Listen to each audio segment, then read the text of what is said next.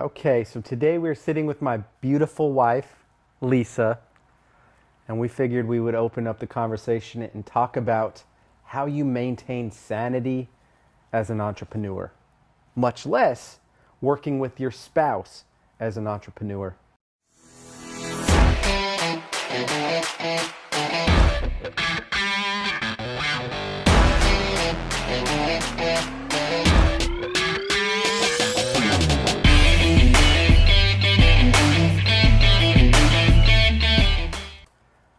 Super big topic, super broad, a lot of different things that came up. In fact, Lisa said, there's really no way that you can maintain sanity because as an entrepreneur, I'm just going to say it, life can be unpredictable. Life can be crazy and chaotic at times. So one, understanding how to manage the stress load, how to understand how to manage people's emotions and work cohesively as a team can be a huge feat to accomplish. So we'll just open up with that. It's taken a long time for us to get where we are today, right? We started this journey several years ago. And when I first encouraged Lisa to leave her full-time job, to leave the 9-to-5, I had this grander vision in my head of what this would look like, what it would feel like. And I'll tell you what, it was nothing like I imagined, right? Like in my mind, I'm thinking, wow, I can just unload my plate and give Lisa all these tasks that I think she's amazing at, things that I hate doing, and I'm just going to hand her over my workload and life's going to be amazing, right? And when we tried to do that, it's like chaos started, friction. There was small arguments, obviously, right? But through the process and over the past couple years, we've gotten a lot better with communication and really how we handle life as a team, as a couple. And we accomplish way more together than we could by ourselves. So what do you think has been the largest challenge for us working together and working as self-employed entrepreneurs? So I think the biggest thing is, first, let me back up a minute. I was slightly kidding when I was like, we don't maintain sanity, because you have to. However, sometimes it seems impossible on certain days. But I think going back to your question would be communication. Like, sometimes we're really great at it, and sometimes we're really bad.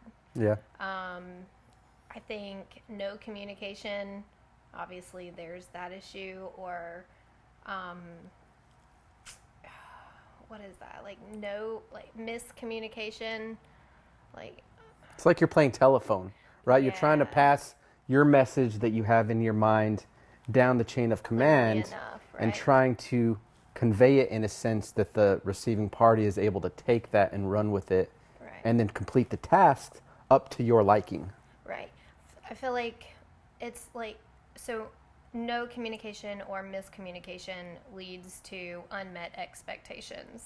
So if they're not clearly communicated, then, and this goes for a team work environment, all encompassing, not just husband. I mean, of course, in a marriage and as husband and wife, but more so also as, a team and, building a company with other people that you're in relationship with as well. So, obviously, clearly communicating expectations and making sure that they are communicated clearly so that you have a good work balance, so to speak. Yeah. So, for sure. And finding out each other's strengths and weaknesses. Like, for instance, when he was saying in the beginning that he, wanted me to just do all the things that he did not like to do. And then here I am saying, well, I don't like to do them either. So now what? So, which or that wasn't at all. You can't ask nicely, well, have it back, right? Right. Throwing your paperwork over the desk. That didn't really happen, No, but it didn't happen. Metaphorically speaking. Right, for sure. Yeah. So anyways, Yeah, and when, I think it's true, like when you said, hey, you really don't make it work. I think that in business, in life, and even social media, that where you catch glimpses of like the highlight reel of other people's lives.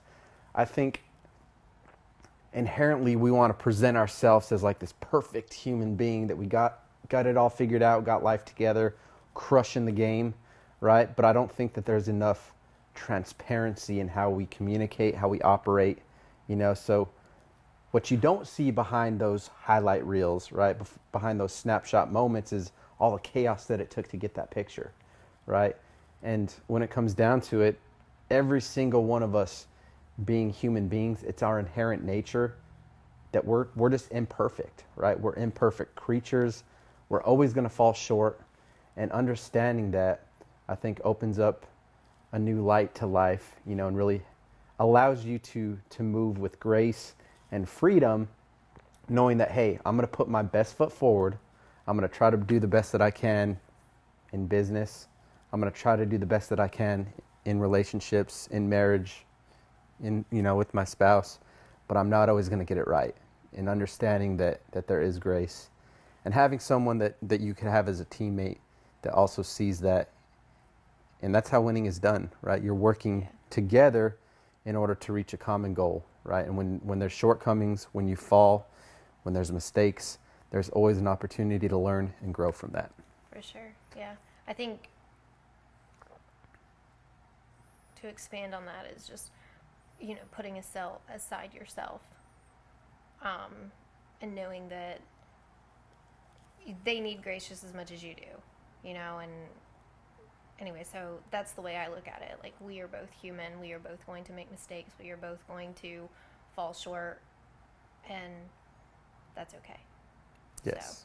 So, but I think to make a statement maybe on this subject of how do you maintain sanity being entrepreneurs, and being entrepreneurs together as husband and wife, I feel like in the last few months, I think the one thing that I've really taken into consideration and enjoyed is, and I know this sounds terrible, but I mean it with the most respect, but like finding time apart from each other and enjoying that.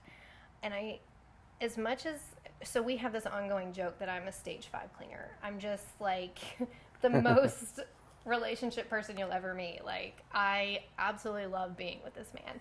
However, there are times where he makes me want to pull my hair out. And I'm sure it equally goes across the board here. But anyway, I have found peace sometimes in quiet moments by myself. And I think I am starting to enjoy solitude. Especially because we do work so much together. The time apart for us is not as much. Now, I think separating our work and home time is different. So, like, I don't look at quality time at work like, oh, I was with you all day and now you want to go out on a date with me. Well, yes, because today we spent all day working. We did not get to know each other on a personal level that day. We didn't, you know what I mean? Like, we didn't check in with each other on a relationship level. It was all business. So to me, that's quality time and not quantity time. So I do separate it in my mind that way. But anyway, going back to taking care of yourself and keeping your sanity in entrepreneurship and growing a business as husband and wife, I think it is important to take care of yourself, find time by yourself, and be okay with that. For sure. And as a leader, right, because we're all called to lead in some capacity inside of life, right? But if you're going to lead others, you have to first lead yourself, right? So what does that take? It takes self-development. It takes commitment, dedicated time that you can, like she said, sit, step back, have those quiet moments where you can read, meditate, journal, whatever you do to really bring out the best in yourself. Because if you're not taking the time to pour into yourself or allow God to pour into you, then you're not going to have enough fuel in your tank to make an impact in other people's lives, right? So in order to lead, you have to first put yourself in a position where you can be filled up, right? So you can lead yourself in order to lead others. And that's, in order for a team to function, there's got to be some type of leadership, right? And then directly behind the leadership is communication, right? Like everything in life, we can basically tie back to communication. Any disagreements with your neighbor, right? Any misunderstandings, even like lawsuits, right? All it translates to is just poor communication, either both of the parties or one of the parties not conveying their message, not being able to clearly speak and let the other person know their needs or their wants. So I think that the better that we can get to communicating with one another, the more success we see across the board. Absolutely. For sure. So branching off of that, what would you say the biggest wins or the biggest victories that we have to celebrate that we've experienced in the past several years, whether it be relational or in business?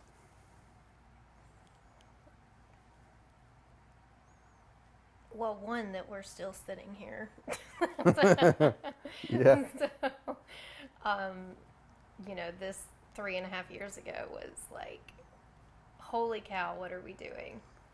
At least together, like not fit Well, as a business partners. Like Yeah, we were, like, basically took, like, Lisa was going to step in and help with transaction coordination and accounting and finances and organize stuff.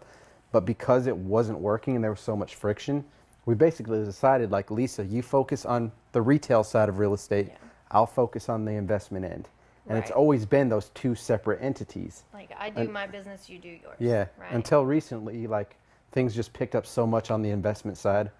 We're sourcing a lot of inventory, doing a lot of deals with this retail hedge fund across the country now. Like 90% of our business is out of state. It's all virtual, which is a new model. But with that has come new challenges, new systems, and obviously a need for more people to step in and fill the seats that we need. So we've finally been able to come together, and Lisa's still doing the retail side of things, still serving the general public and helping people, but it's not as much of a focus to push the marketing there, because I think we've also realized that you can spend less time on the investment side as long as we have the right systems and get a better return on your investment, right? As far as your time. Right. So I think the biggest thing, at least for me, and I'm not sure if I've conveyed this completely to you before now, but so I think the biggest thing for me was, well, we're both Christians, and we look at things in a biblical sense, and so it was, God, husband, children, everything else, right? And I felt like my pride was in the way of a lot of it. Now, not to say that there wasn't, things provoking it, of course, but I just kind of had this wall up, like, well, no, like, whatever the excuse is, but full transparency moment, a lot of it was pretty much just my pride. And anyway, I saw, like, your business was picking up, you were super stressed out, you didn't really have the adequate help you need, and every time we'd bring someone on, they were not doing what they were supposed to, or falling short, or wasn't taking it serious, or quit, whatever the case may be, and I guess my heart hurt watching you struggle so much. So I was like, okay, fine. And I finally just took off this pride jacket that I was wearing that felt too good to help you. I was like, just, if he's not gonna ask nice, then I'm just not doing it kind of attitude. So I was like, no, I gotta stop that, because I'm called to be his helpmate. And what am I doing just standing on the sidelines watching him struggle when I know these are things that I'm fully capable of doing?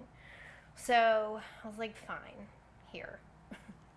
So in full submission, I was like, give me what you need and I can do it. And so, long story short, here we are now and doing fine. Of course, communication was the biggest barrier, and I feel like as long as, we're communicating our needs to each other in a clear expectation, understanding of each other's expectations, I think that's where it bridged the gap in our, opposite ends of the spectrum type of deal. Was it opposite ends of the spectrum, or was it that we're both firstborns and we're both like hard-headed and stubborn in that sense, being like leaders? Yeah, that sure. We're maybe so much alike in some areas that that's how we clashed. Yeah, I would absolutely say that too. And also with the expectations, like I had expectations, like actually, here's the problem. I had no expectations.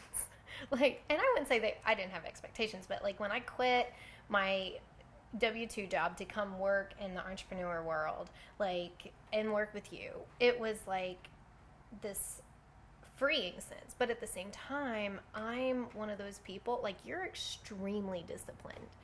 And you wake up in the morning and you're like, this and this and this has got to be done.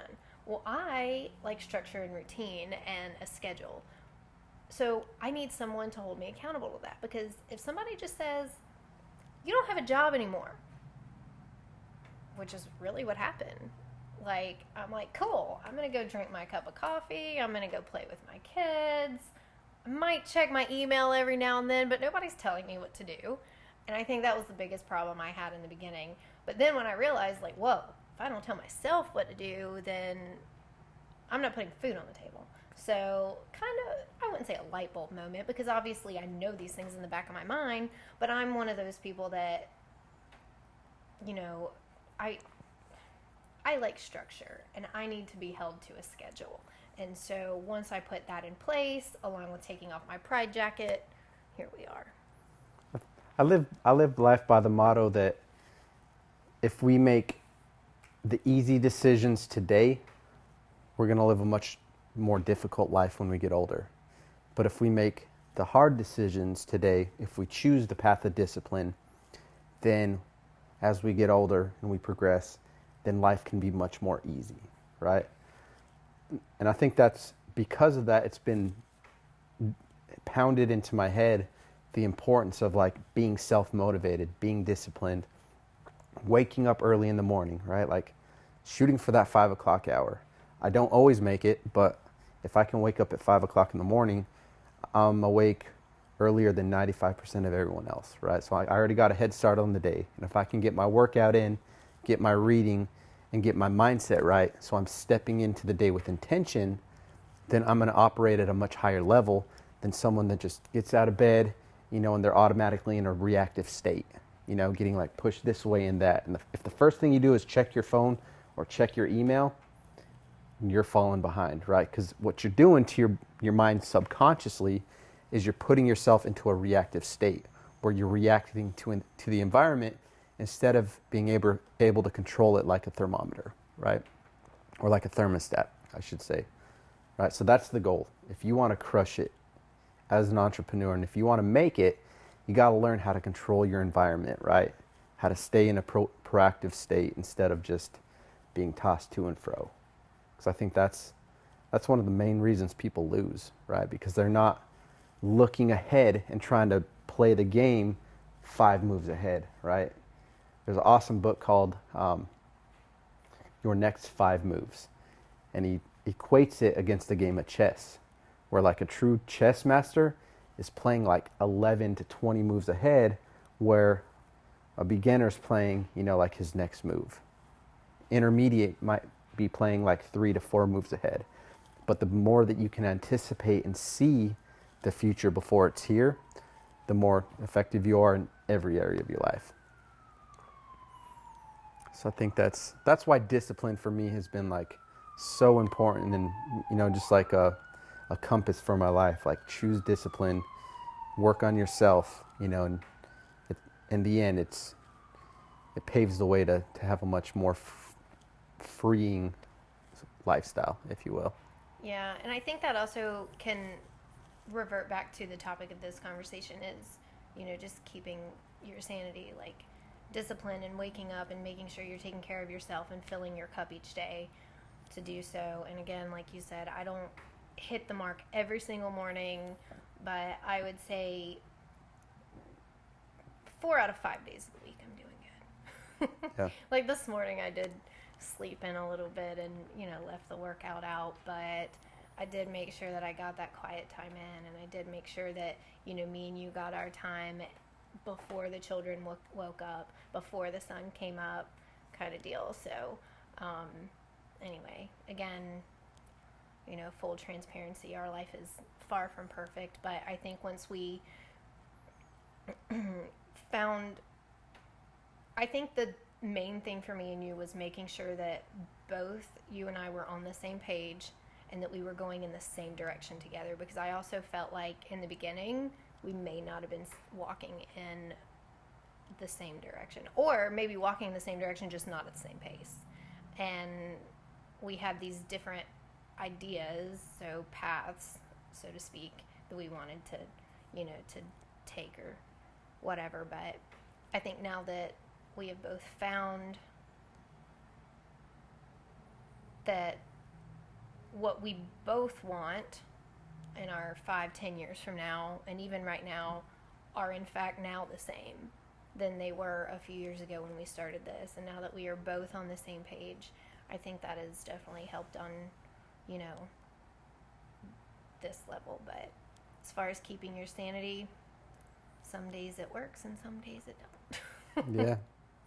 Just take it one step at a time, Walk with grace, treat people with love, and lead by example, right? If you could just follow that roadmap, that's how you do it, right? And give yourself grace too. Don't be so hard on yourself and beat yourself up. This is even preaching to myself, right? Like, perfection is not a thing, so focus on the progress.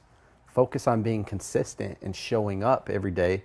If you show up, you've won half the battle, right? But just fall in love with the process, no matter what that looks like.